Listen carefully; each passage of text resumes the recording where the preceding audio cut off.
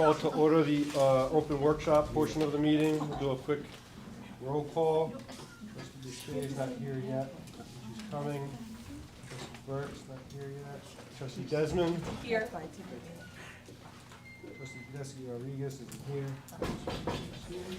No. Trustee Maggio. Here. Trustee Saniola. Oh, here, I'm here. Trustee Sclafane. Here. Vice President Gonzalez. And President Casares. Here. All right. I'll turn it over to the superintendent. Good evening, everyone. Welcome to our Board of Education December's workshop meeting. What we'd like to do is we'd like to start this meeting off with a presentation to one of our teachers who did a very courageous act in October. And I can't express the gratitude of the Board of Education, the entire school district, and all the students of Bayonne. But most importantly, let me take a moment to read this. The Bayonne Board of Education, the October 2024 Valor Award is presented to Miss Kathy Hurley at the William Shemin Midtown School for your exemplary display of courage, valor, and citizenship. So Kathy, please, on behalf of President Casares, the members of the Board of Education, Vice President Gonzalez, and all of us, we cannot thank you. What you did that evening, that afternoon, was courageous.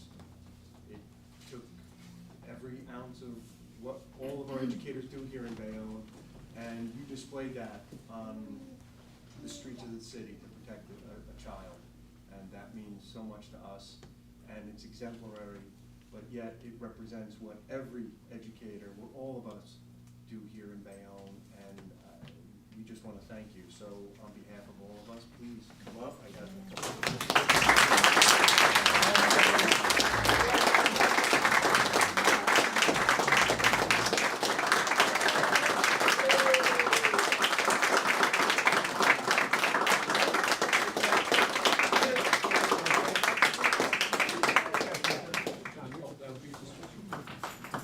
Get his good side. I don't think there isn't one. There isn't one, trust me.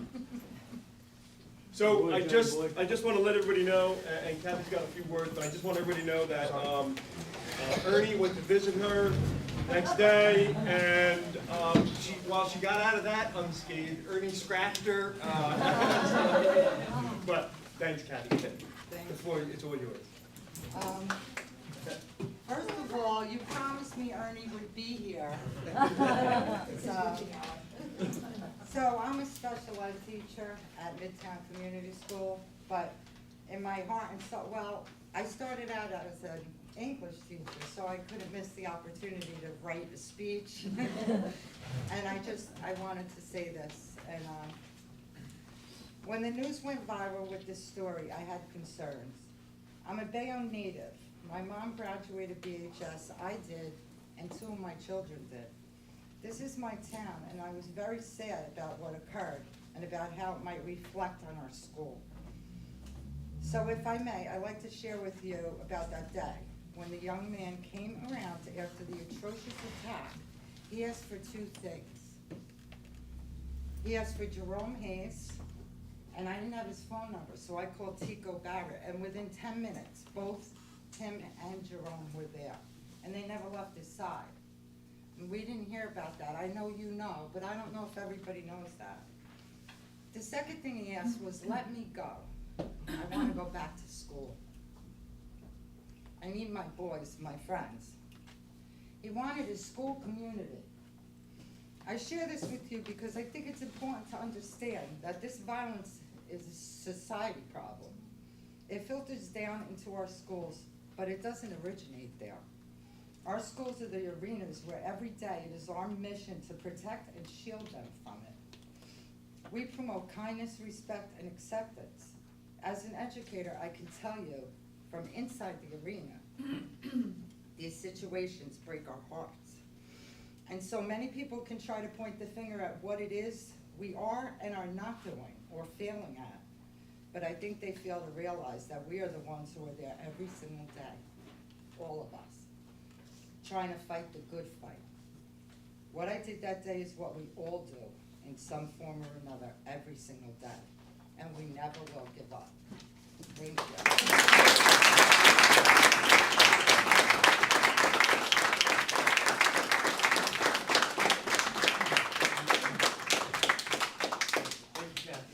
you. Thank you everybody for coming, for Kathy, that was amazing. And I'd also like to introduce a new guest, a new president of the NAACP, Mr. Chester Banks is here, so I can't thank you enough for coming.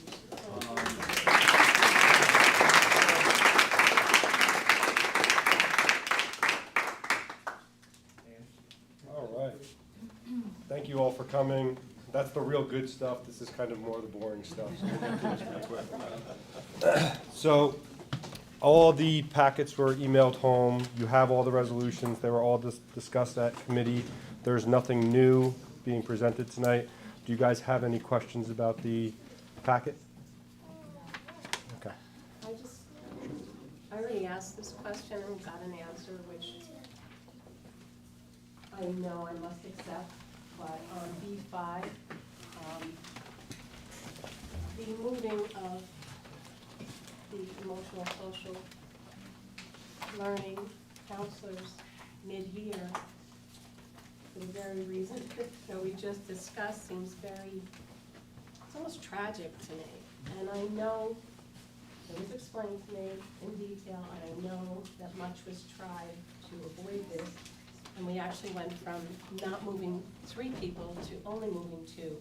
But I still must ask the question, if somebody in Washington, I might get the schools wrong, going to being sent to Henry Harris, but you have somebody, I don't know where they are, being sent to Washington, why can't Washington stay and the other person just go to Henry Harris?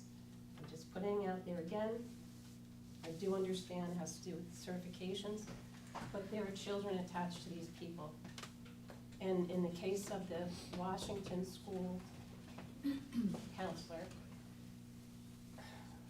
I was crossing the street and a mom stopped me to tell me this was happening, and the fact that she's 3 kids in school, and the fact that her son had just opened up to that one teacher that week. It's just scary. That being said, it is what it is. Understood. If there was any miracle to be formed for Christmas, that would be the one I asked for. All right. I know you had spoken to Todd about that, so I'll be Yeah, there it's where it is. heartbreaking. Is there anything else? All right, then we will adjourn open workshop, and we'll see everybody in 6:30 in the auditorium.